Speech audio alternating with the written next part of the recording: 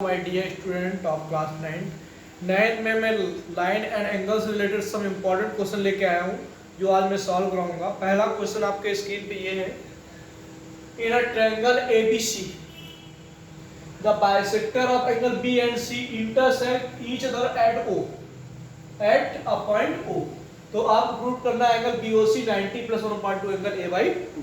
तो बोला गया है कि कोई एक ट्रायंगल है, हमने मान लिया एक ए बी सी आपका ट्रायंगल है।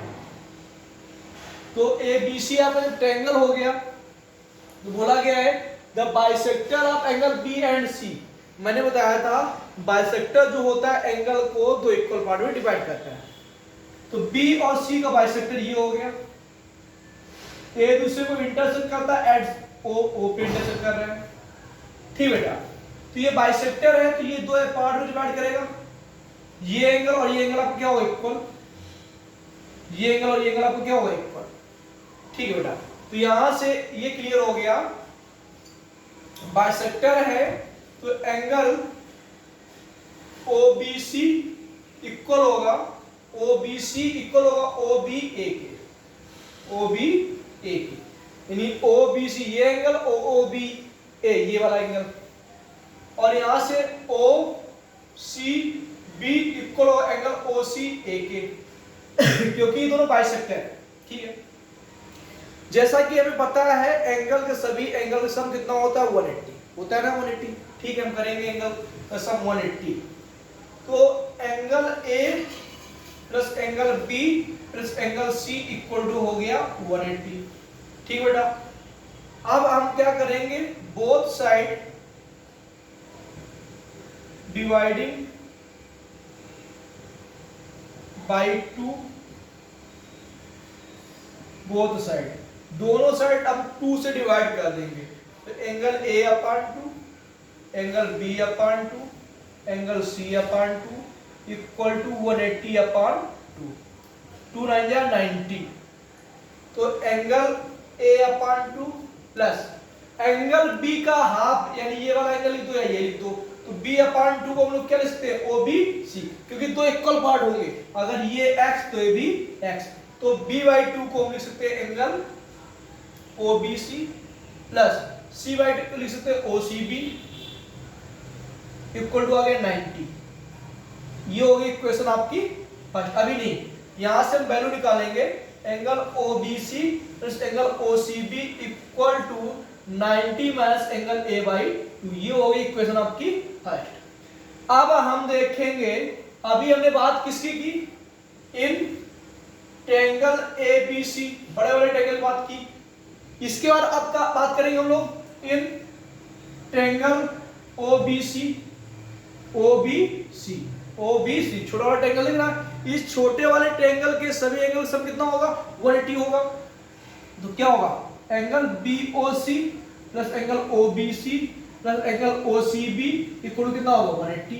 कोई बात नहीं बेटा, हमें एंगल BOC प्रूव करना है। ठीक है, BOC को ऐसे रखेंगे, हमने OBC और OCB की वैल्यू यहां से निकाल ली है, जो वैल्यू निकाली वो यहां पे हम कर देंगे पुट।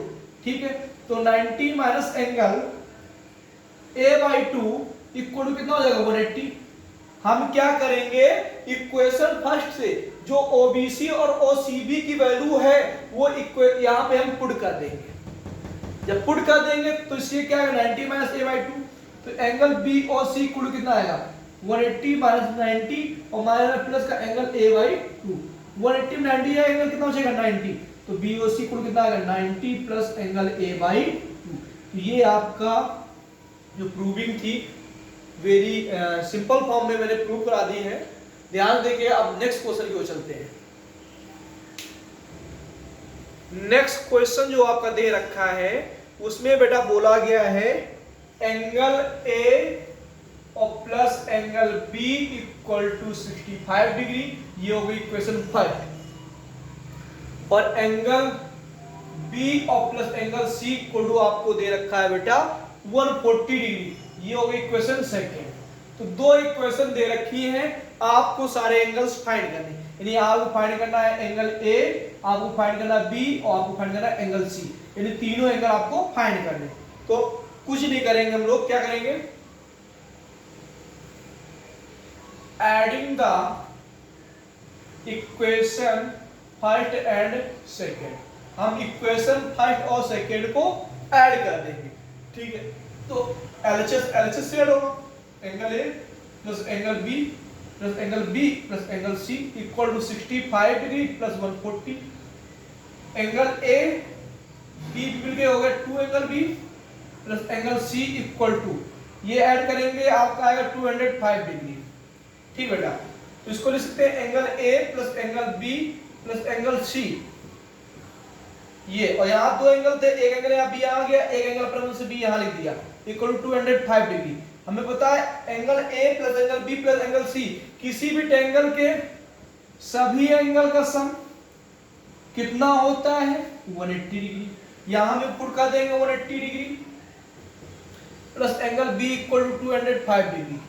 तो एंगल बी इक्वल टू कितना आएगा 205 डिग्री माइनस का 180, तो 205 में 180 आपका जब माइनस होगा तो एंगल बी आपका आ जाएगा यहां से 25 डिग्री, यानी एंगल बी आपका फाइंड हो गया। तो एंगल ए भी फाइंड हो जाएगा, क्यों, यहाँ पे बी की वैल्यू पुट कर देंगे। तो angle A plus angle B value 25 degree equal to 65, तो एंगल ए कितना आ जाएगा 65 माइनस 25, तो एंगल ए आपका आ गया 40 डिग्री। चलो एंगल ए आ गया, अब एंगल सी भी फाइंड कर लेंगे। तो जहां बी है वहां बी की वैल्यू पुट कर देते हैं हम लोग, 25 degree plus angle C equal to 140, अब आप माइनस कर देंगे, एंगल सी भी आ जाएगा। इस प्रकार आप तीनों एंगल्स फाइंड कर लेंगे। चलो नेक्स्ट क्वेश्चन की ओर चलते हैं। आपका जो नेक्स्ट क्वेश्चन है वो भी ध्यान देख लीजिएगा, इसी प्रकार का क्वेश्चन है, कोई यार डिफिकल्ट नहीं है। बोला गया है ट्रायंगल में कि एक ट्रायंगल है और उसके जो एंगल्स है वो एक ट्रायंगल एबीसी है, एक angle A minus angle B दे रखा है आपको 33 डिग्री,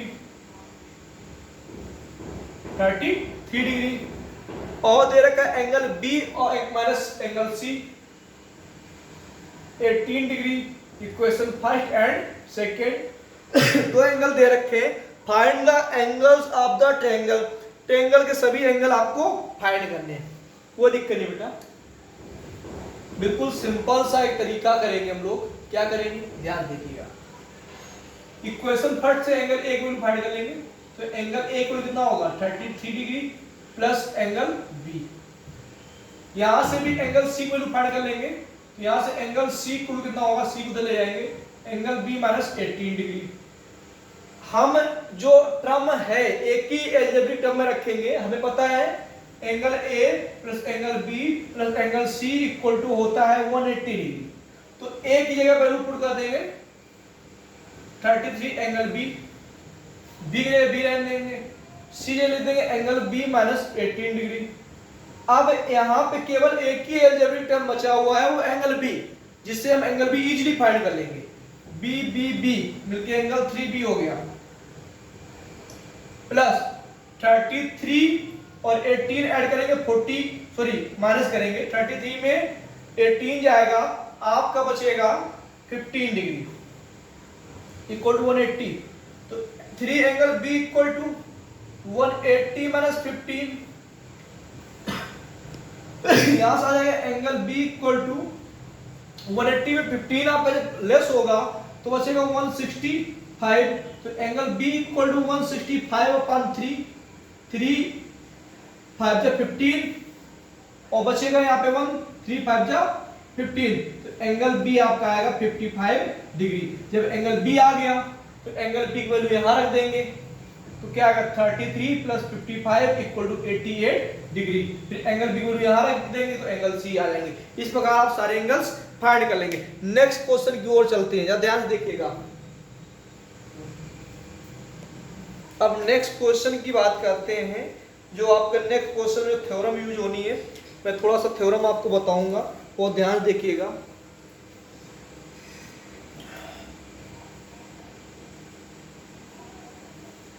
थ्योरम एक आपकी ये होगी, जो ये स्टीरियर एंगल होता है आपका, ये स्टीरियर एंगल मान लिया x, ये सामने के टू इंटीरियर एंगल के इक्वल होता है, ये मान लिया a मान लिया b, यहां से एंगल x इक्वल हो जाएगा angle a plus angle b। अभी हम आपको प्रूव करके दिखाएंगे कैसे होता है। ठीक बेटा, ये मान लिया एंगल हमने सी, तो हमें पता है ट्रायंगल के सभी एंगल का सम कितना होता है बेटा 180। क्या होता है 180। तो angle A plus angle B plus angle C कुल कितना आ गया 180। ठीक है, तो एंगल सी कुल क्या आ जाएगा यहाँ से 180 minus angle A plus angle B, ये उधर ले जाएंगे तो माइनस हो जाएगा। ठीक है, अब मुझे पता है ये स्ट्रेट लाइन बेटा कितनी होती है 180 होती है, तो यहां से एंगल सी और plus angle X equal to हो जाएगा आपका 180। एंगल सी की वैल्यू यहाँ पे हम क्या कर देंगे पुट कर देंगे, जब पुट करेंगे तो आएगा 180 minus angle A plus angle B और plus angle X equal to 180। 180 से 180 कैंसिल आउट तो एंगल एक्स इक्वल हो जाएगा angle A plus angle B. इस प्रकार हमें पता हो गया जो एक्सटीरियर एंगल होता है सामने के टू इंटीरियर एंगल के सम के इक्वल होता है। अगर जैसे ये एंगल आपका 20 डिग्री है, ये 30 डिग्री है, तो ये वाला एंगल आपका कितना होगा 50 डिग्री। नेक्स्ट आगे बात करते हैं, दूसरी थ्योरम है जिसमें भी आपको यही प्रूव करना है, सेम ही क्वेश्चन है, आप कर लेंगे वो भी। चलिए नेक्स्ट क्वेश्चन की ओर चलते हैं, एक एग्जांपल लेकर समझा देते हैं किस प्रकार एंगल मेरे इक्वल करने होते हैं।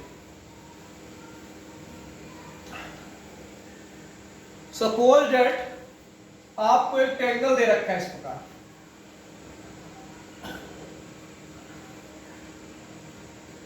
और ये एंगल आपको दे रखा है 120 डिग्री, एक एंगल आपको दे रखा है 10 डिग्री, सॉरी ये दे रखा है 40 डिग्री। आपको एंगल x और ये फाइंड करना है। तो सबसे पहले आप थ्योरम को यूज करेंगे, एक्सटीरियर एंगल सामने टू इंटीरियर एंगल इक्वल होता है, तो 120 इक्वल टू x प्लस 40।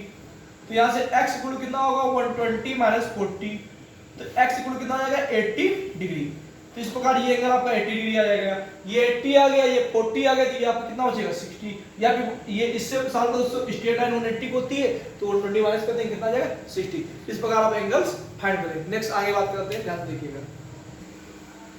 तो बेटा जो लाइंस एंड एंगल्स के थ्योरम से रिलेटेड क्वेश्चन हैं वो मैंने मोस्टली थ्योरम बता दिए, एक दो थ्योरम और है तो नेक्स्ट क्लास में वो भी क्लियर हो जाएगी। अब आप लोगों को घर पे बहुत ज़्यादा प्रैक्टिस करनी है, बहुत कम बच्चे वर्क सेंड करते हैं, अच्छी बात नहीं बेटा, सबको वर्क करना है। कुछ बच्चे वर्क नहीं कर रहे हैं प्रॉपरली, पहले कर रहे थे अब वर्क मैथ का नहीं कर रहे हैं, और जो नहीं कर रहे हैं वो प्रेजेंट नहीं हो रहे हैं, एब्सेंट ही मार्क किए जा रहे हैं। जिनका वर्क आता है वही प्रेजेंट मार्क किया जाता है।